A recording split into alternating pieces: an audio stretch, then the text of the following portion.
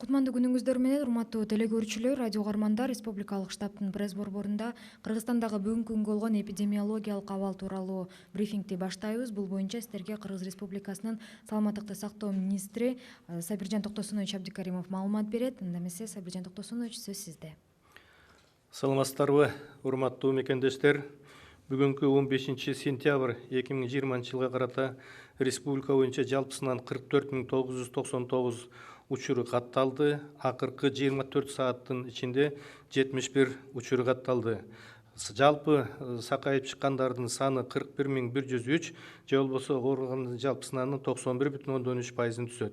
Ал эми акыркы 24 сааттын ичинде 80 киши айыгып больницадан чыгып кетишти. Бүгүнкү күндө ПЦР исследованияларды жүргүзгөндөрдүн жалпы саны 337.073, анын ичинен 24 сааттагы изилдегендердин саны 972. Бүгүнкү күндө дарыланып жаткандардын жалпы саны 2392, анын ичинен үй шартында жаткан дарыланып аткандардын жалпы саны 1890, ал эми больницаларда жаткандардын саны 502. Бүгүнкү күндө темп, мындайча айтканда өсүү темпи -46%-ды түзөт. Жалпы кайтыш болгондордун саны 1063, акыркы күндөрү кайтыш болгондор катталган жок. Мен сиздерге бир жумалык информацияны берейин дедим. Ушул күндө бүгүнкү күндө эң бир катталган случаянын акыркы жумаларда, мисалы 23-чү жумада, 24-чү, 25-чи, 26-чы жумаларда темп роста атайын азайып баратат. Бүгүнкү күндө бир жумада, мисалы өткөн жумада 560 учур катталса, акыркы жумада 470. Мындайча айтканда азаюу башталып баратат. Бул дагы мындайча айтканда туруктуу азаюу башталууда. Андан экинчи бул слайдта болсо, негизги ПЦР анализдердин положительный результаттары жума сайын болгондо айтканда, мисалы акыркы 3 жуманы алсак, мисалы 24-чү жумада 8106 мындайча айтканда пробаны исследовать этип, анын положительности 3,3% болсо, ал эми 25-чи жумада 7342 проба образец текшерилди, анын ичинен 2,3% положительный болгон. Ал эми акыркы жумада 8365, анын ичинен 1,8% положительный чыкты. Бул деген, значит, 5%дан төмөн болгондуктан акыркы 2 жумада положительный результаттары. Андан кийинки бул жердеги эң негизги көрсөткүч болгон бул оценочный репродуктивный число деп коет.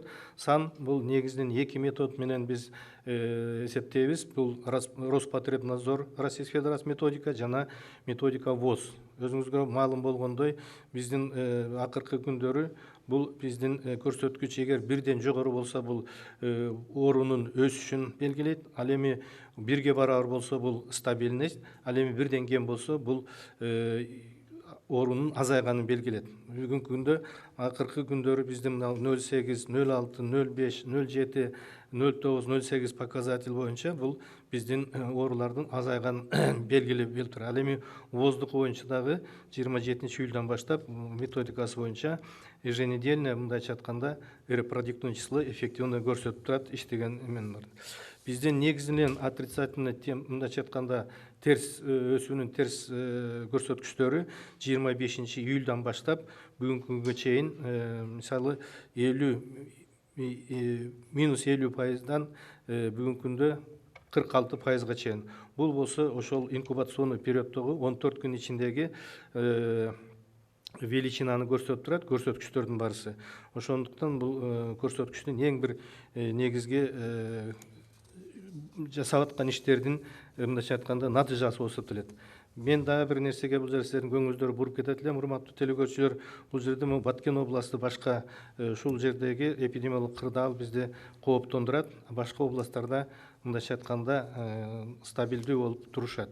Ал эми бул жерде биздин республика боюнча көрсөткүчтү караганда, бул 100 000 кишиге санаганда, бул жерде негизинен 3 региондо кооптонуп алып турат.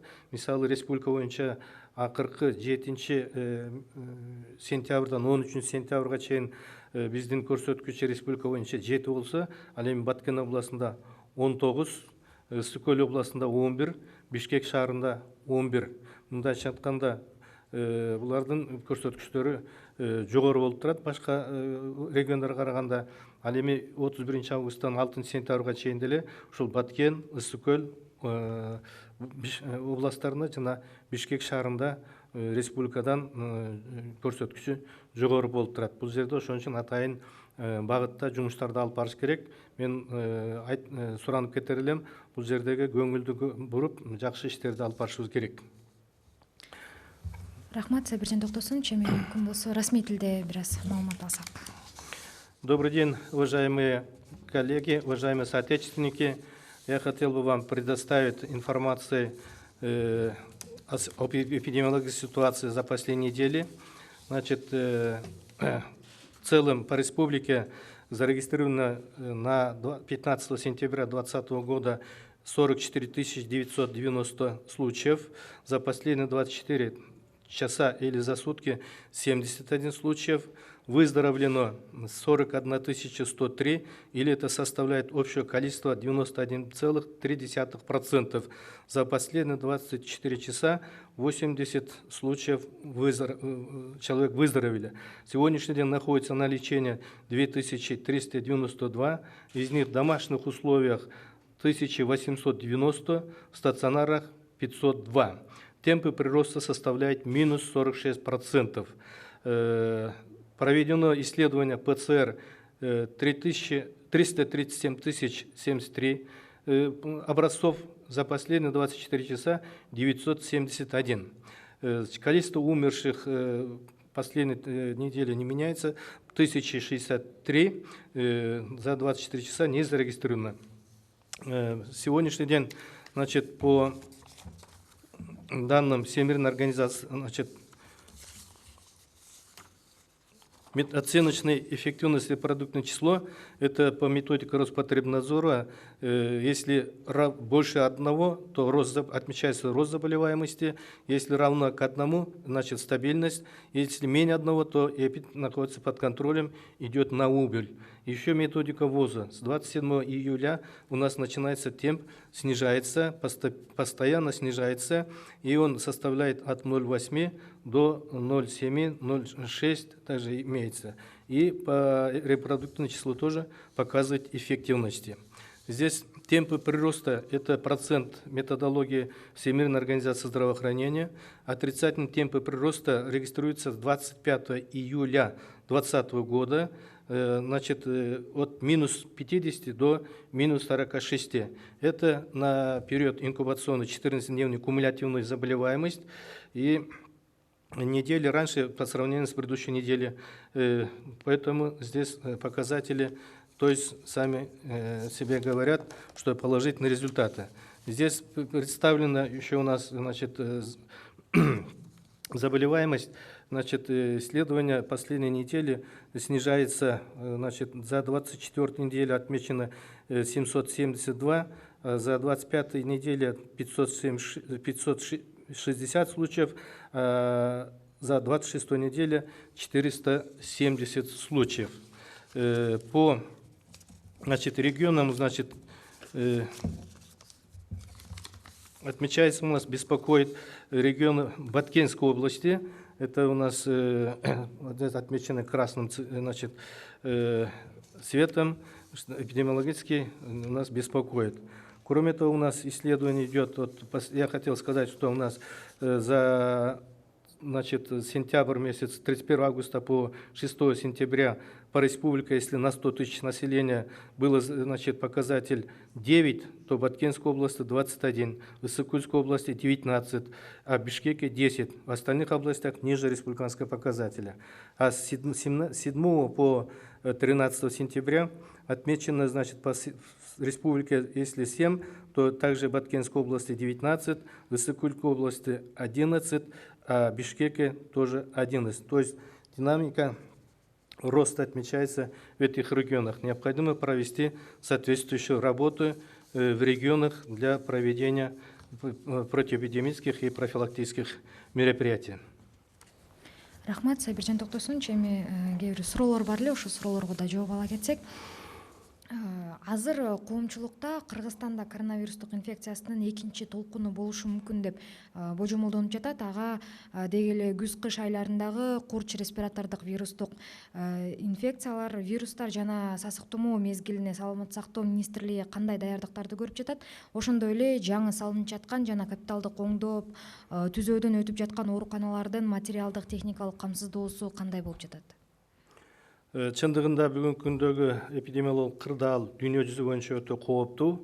Мындайча айтканда Европалык өлкөлөрдө экинчи мындайча айтканда толкуну башталып келди. Анан биз дагы ошого атайын иш чара кандап өкмөт атайын бекиткен күздүк жана кышка карата даярдык көрүү боюнча бул негизинен бир топ иш чараларды камтыйт.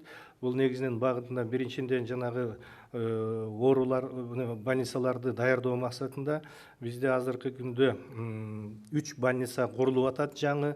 Бул Бишкек шаарында 100 койкалуу, Ош шаарында 100 койкага жана Нарын областында 70 койка. Анын ичинен 70 палата интенсивный терапия деген атайын бөлүктөр бар. Анын үчүн баарысын карап келдик. Бүгүндө өзүнүн убактысы менен график боюнча курулуш иштери жүрүп жатат. Мындан тышкары, дагы 9 больницага бүгүнкү ремонт иштери жүрүп жатат. Алардын кээ бирлери уже ремонттору бүттү. Мисалы Баткен областындагы үй бүлөлүк областтык үй бүлөлүк поликлиниканы баарын бүтүрүп, бүгүнкү күндө жабдыктар менен жаптык. Бүгүнкү күндө алар даяр. Ал эми Ош областынын Кара Суу районундагы Баш булак айылындагы атайын лицейде 3 этаж 140 койкалык больницада бүгүн ремонттон бүтүп, ал жерге эмеректерди жана оборудованиянын баарын келип, бүгүнкү күндө ооруларды кабыл алынган даяр. Мындан тышкары Таш көмүрдө даяр бүгүнкү күндө. Андан тышкары дагы Чүй областында Токмок шаарында, андан тышкары Талас областында бир топ иштер даярдап, бүгүнкү күндө алар үчүн даярдалып атат. Мындан тышкары дагы бүгүнкү күндө биз жанагы тез жардам машиналары менен камсыз болуу үчүн республика боюнча бүгүнкү күндө 13 машина сатып алып жерлерге таркатып бердик. Мына сентябрда дагы 13 машина келет. Жылдын аягына чейин 115 машина жанагы проекттерден келишет. Ал эми биздин Коопсуз шаар программасы боюнча 37 тез жардам машинасын алып, мен ойлойм кышка чейин биз бул машиналар менен тез жардам машинанын баарын камсыз кылабыз. Мындан тышкары бүгүнкү күндө дары-дармек менен биздин баарыбыздын 3 айлык мынча айтканда 30 000 кишиге эсептелген дары-дармектерибиз бардыгы даяр.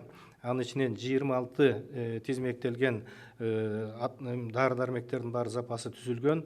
Мындан тышкары 29 оборудованиялардын баарысын биз азыр даярдап, ошолорду бардыгын жерлерге жеткирип, 230 миллион акча каралган.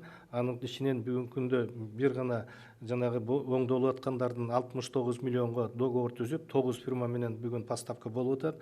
Мындан тышкары Кумтор менен жанагы Жер уйдандагы Талас жана Сүкөл областындагы жаңы ремонттолгон больницаларга 30 миллиондун тегерегинде акчага жабдуулар сатып алып туруп, бүгүнкү күндө даярдыктар көрүлүп жатат. Мындан тышкары биздин бүгүнкү күндө медициналык кызматкерлерди окутуу иштери аяктап калды. Алардын ошол жаңы ачылган больницалардын штаттарын, жанагы өздөрүнүн структураларын жана канча каражат талап кыларын баарын эсептеп, бүгүнкү күндө биз буйрук менен бекитип бердик. Эмки ушундан кийин бул иштер иштегенге даярдыкты көрүп жатабыз. Мындан тышкары өзүңөргө билген Семетей деген бизде жана обсервация колдонгон аэропорт манасынын жанында бар. Анын дагы даярдык көрүп атат. Бүгүнкү күндө биз ошол жерге лабораторияны ачканга оңдоо түзөө иштерин жүргүзүп, буюрса жакын аранын ичинде бул медициналык мекемени дагы ишке толук бойдон киргизебиз деген үмүттөбүз. Рахмат. Сабиржан Токтосунович, дары-дармек каражаттары тууралуу айтып кеттиңиз. Жалпы республика боюнча дары-дармек каражаттары, бет каптар, өздүк коргонуучу каражаттар боюнча тартыштык барбы? Ошого токтоло кетсеңиз. Өздүк коргоо каражаттары жана бет каптар боюнча тартыштык жок. өзүңөргө маалым болгондой республикада бүгүнкү күндө 8 ишкер өзүнчө цехтерди ачып бет каптарды тигип атат. Бүгүнкү күндө 10 миңден 50 миңге чейин бир күндө тигип даярдашат. Бүгүнкү күндө бизде 6 миллиондон ашык бет кап мындайча айтканда запаста турушат. Андан тышкары 2 цех бүгүнкү күндө биздин өздүк коргонуучу кийимдерди чыгарып атышат. Бүгүнкү күндө стандарт иштелип чыгылган. Андан тышкары мынабураки проект боюнча бир топ ЮНИСЕФтен атайын фонд түзүлгөн. Ошол жактан биз сатып алып, бүгүнкү күндө бул кооптонуу, мен ойлойм, кооптоонун кереги жок. Бүгүнкү күндө бет кап жана өздүк коргонуу кийим кечтердин баардыгы бүгүнкү күндө жетиштүү. 3 айлык запасыбыз бүгүнкү күндө бар. Рахмат. Кийинки суроо: коронавирус илдетин дарылап иштеген, ооруну жуктуруп алган жана каза тапкан медициналык кызматкерлерге компенсациялык төлөмдөр кандай жүрүп жатат? Бул өтө жакшы орчундуу бүгүнкү күндөгү проблемалардын бири. Бирок бүгүнкү күндө бизге келген 966 мисалы кишиге келген документтердин баарын экспертизадан өткөрдүк. Анын ичинен бүгүнкү күндө 137си, анан мурда жетөө болчу 144 кишиге бүгүн төлөп бердик. Ал эми 837син бүгүнкү күндө Кудай буйруса даярдап койдук. Тилекке каршы ошол жерден келгендерди мына 2 жолу кайтарып, кайра толуктап, кээ бирлеринин мындайча айтканда документтери толук болгондуктан ушундай кичине тартыштык болуп атат. Алардын баардыгын биз ошол жылдын жакын ортодо муну төлөп берип, анан кийин bunun барысына төлөнөт.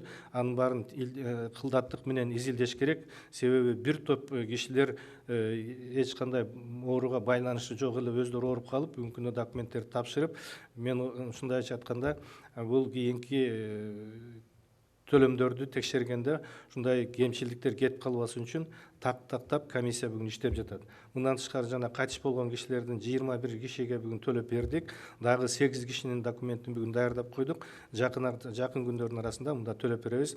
Жалпысынан биз эксперттен өткөн 34 кишинин ушул өзүнүн кызматына байланышып, ошол байланышып жүргөндө жуктуруп алган деген мындайча айтканда корутунду берген. Ошолордун баарын дагы комиссия иликтеп туруп, андан кийин баарына өздөрүн жеткиребиз. Дагы бир айтып коерум, бул жерде көптөрү мындайлар, кээ бир кишилер айтып атат, кармап калат экен деп. Жок, бул жерден эч налог да кармабайт, эчтеке кармайт. Бул жерден 200 миң сом берсек, ошолордун өзүнүн лицевой счетуна 200 миң түшөт. Бир тиын да келбейт.